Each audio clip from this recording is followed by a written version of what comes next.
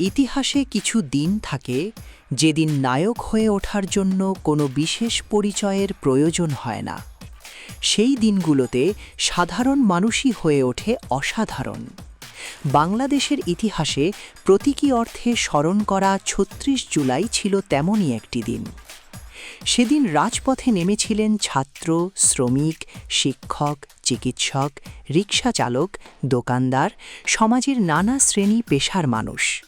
কারো হাতে ছিল না ক্ষমতা, ছিল না কোনো বড় পদ, কিন্তু ছিল সাহস, ছিল বিশ্বাস, আর ছিল পরিবর্তনের আকাঙ্ক্ষা। কেউ আহতদের হাসপাতালে পৌঁছে দিয়েছেন, কেউ পানির বোতল হাতে ছুটে গেছেন, কেউ আবার নিজের নিরাপত্তার কথা না ভেবে অন্যকে রক্ষা করেছেন। সামাজিক যোগাযোগ মাধ্যমে অনেকেই তথ্য পৌঁছে দিয়েছেন, গুজব ঠেকানোর চেষ্টা করেছেন এবং একে অপরের পাশে দাঁড়িয়েছেন।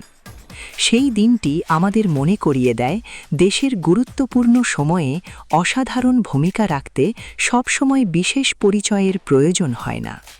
দায়িত্ববোধ, সাহস এবং পারস্পরিক সহযোগিতায় একজন সাধারণ মানুষকে অসাধারণ করে তুলতে পারে।